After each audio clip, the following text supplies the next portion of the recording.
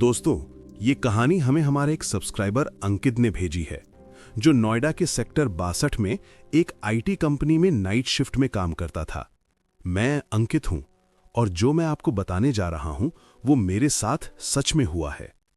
मैं और मेरा दोस्त राहुल एक ही कंपनी में काम करते थे। हमारी शिफ्ट रात 9 बजे से सुबह 5 बजे तक होती थी।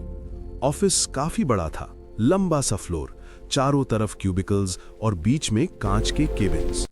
दिन में ये जगह नॉर्मल लगती थी, लेकिन रात में कुछ अलग। रात के 2 बजे के बाद पूरा फ्लोर लगभग खाली हो जाता था। बस कुछ लोग रह जाते थे और कंप्यूटर स्क्रीन की नीली रोशनी। एक रात मैं अकेला अपने क्यूबिकल में बैठा काम कर रहा था। अचानक मेरे पीछे से किसी के कीबोर्ड टाइप करने की आवाज आने लगी। टक टक टक टक टक। मैंने सोचा कोई और एजेंट होगा, लेकिन जब मैंने पीछे मुड़कर देखा तो वहां कोई नहीं था। सारे सिस्टम बंद थे। मैंने इसे इग्नोर कर दिया। अगली रात वही हुआ।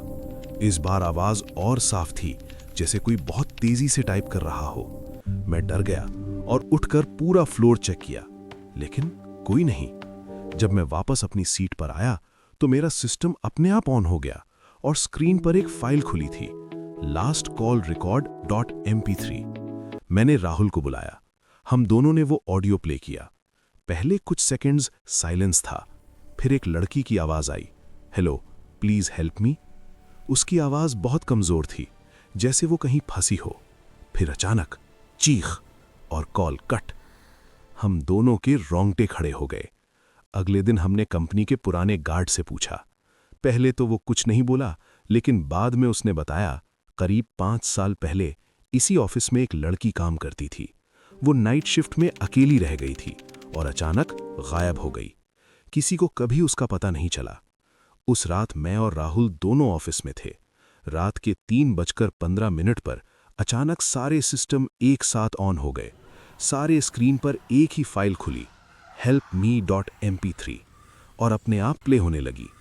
पूरा फ्लोर उस लड़की की आवाज से गूंज उठा, कोई है, मुझे बाहर निकालो। तभी ऑफिस की लाइट्स फ्लिकर करने लगी और हमने देखा फ्लोर के आखिरी कोने में एक लड़की खड़ी थी।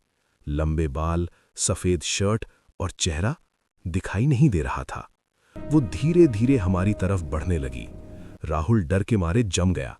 मैंने उसका हाथ पकड़ा और भागने लगा, लेकिन तभी हमारे पीछे से आवाज आई, तुम लोग तो कॉल लेते हो ना, मेरी कॉल क्यों नहीं उठाई। हमने पीछे मुड़कर देखा तो उसका चेहरा अब साफ दिख रहा था। आंखें पूरी काली और मुंह से खून बह रहा था। हम किसी तरह नीचे भागे और बिल्डिंग से बाहर निकल गए। अगले दिन हमने नौकरी छोड़ दी, लेकिन असली डर तो बाद में शुरू हुआ। कुछ दिनों बाद रात के 3:15 पर मेरे फोन पर एक कॉल आया, अननोन नंबर। मैंने उठाया। कुछ सेकंड्स साइलेंस, फिर वही आवाज, हेलो प्लीज हेल्प मी। मैंने तुरंत कॉल काट दिया, लेकिन अब हर रात ठीक 3:15 पर मुझे वही कॉल आता है।